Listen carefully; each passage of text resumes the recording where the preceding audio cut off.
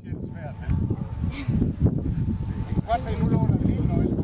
Hvis vi nu havde lavet om bare til én nøgle, så ville det være lidt sværere. Men de kan faktisk finde noget, der er meget mindre. De kan faktisk finde noget, der er størrelse med en halv tændstik. Hvis de er rigtig dygtige. Er det en ørering? Mangler du en ørering? Nå. Ja. Så snakker vi også om, og det var der også en, der nævnte, politihunde, de kunne også finde blod. Jeg har noget blod med, som jeg kan vise jer. Ikke så meget for at vise jer blodet, men for at vise jer, at hunden kan finde det. Men det jeg gerne vil, og det kan godt være, at det ikke lige interesserer jer så meget, men så er der nogen, der har levet lidt flere år, som kunne være lidt nysgerrige på, hvad det kunne handle om. Ikke?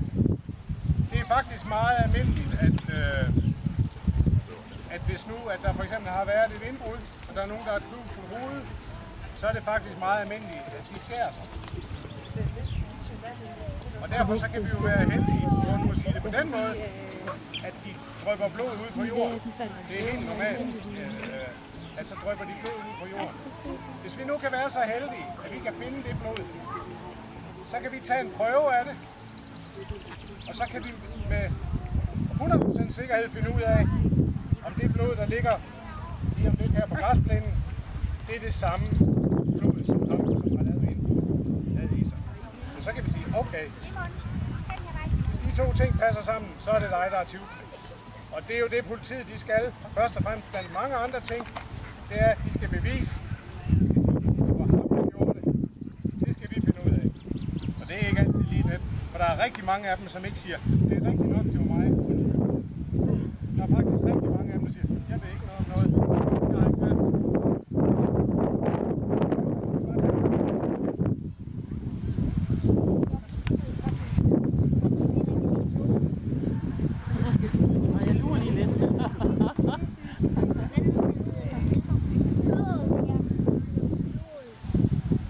Det her var maling, der er rundt. Det er ikke noget. Det er også maling.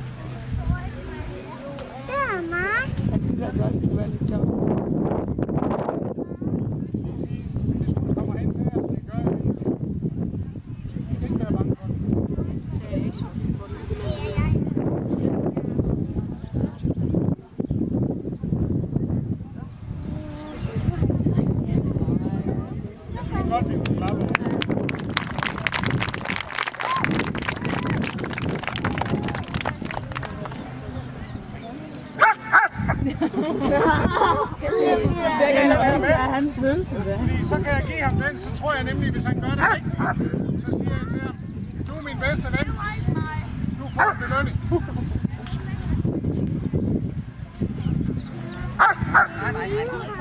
gør jeg det lige sådan, så I kan se, hvad der sker, for jeg må mig hen i busken. Nu kan I se, hvad hunden gør, når den har fundet mig. Så.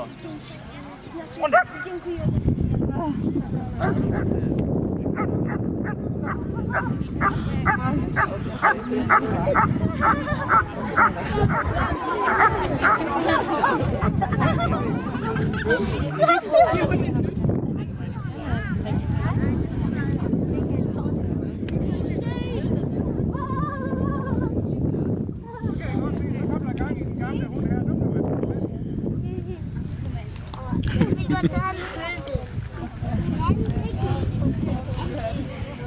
Det er et fyrtelyret. Ikke blev færdig med at sige lige før, som også er vigtigt. Det er, skulle I nu engang, for ingen af jer her bliver tyvknægt.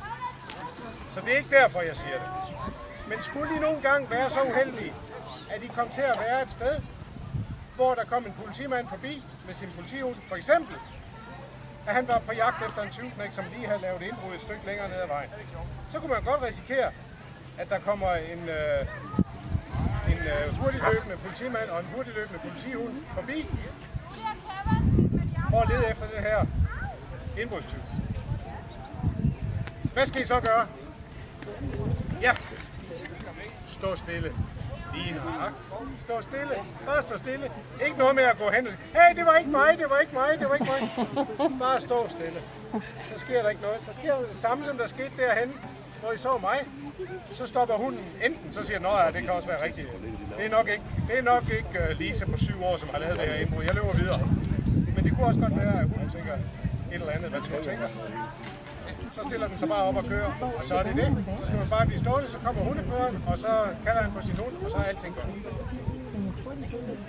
Så politihundene, de bider kun, hvis man flygter.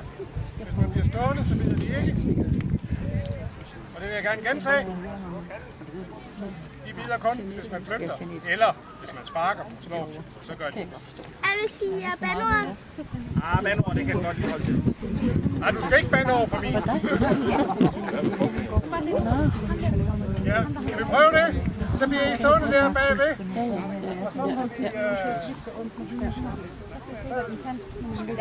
Jeg er også lidt et pivehoved, så jeg tager lige det der. Så lidt her på. Jeg tror godt, I kan droppe de spørgsmål nu. Ja, ikke mere nu, fordi det er så varmt. Skal lige se det der, og så tror jeg... Børnehave. Ja, som I kan se, jeg tager lige det her på, og som sagt, det er fordi jeg er en pjevs. Ja, det er så tydeligt at se. Ja, og det stråler fra mig, og sådan må det være.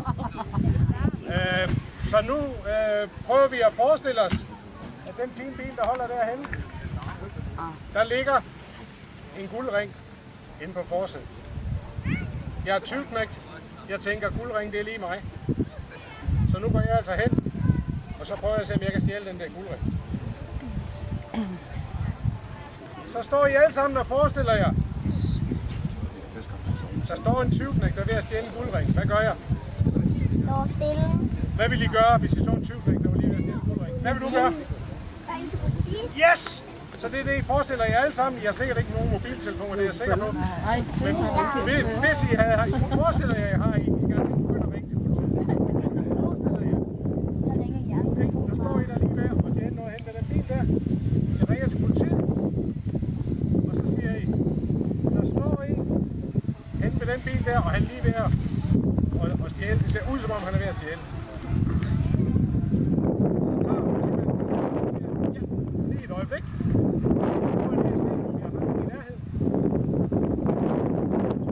Og så sender han politibilen hen, og så kommer de, og så ser vi, hvad der sker. Det er fordi, det er lidt en leg.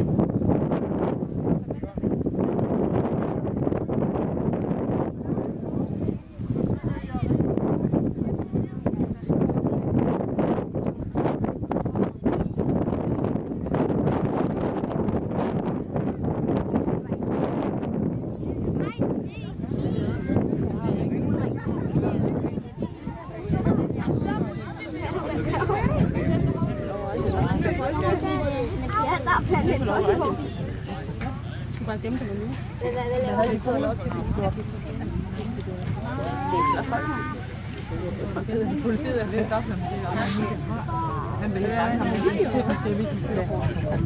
Det tror jeg ikke endnu.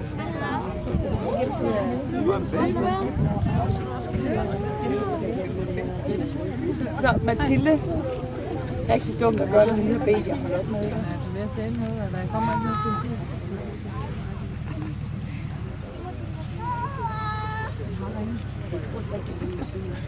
Det er sgu da dumt. Jeg skynder på armen.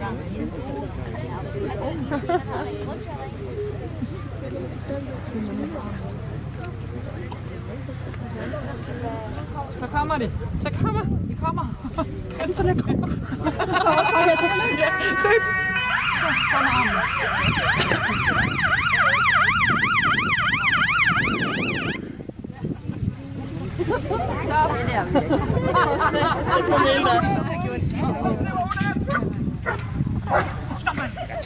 Det der virkelig.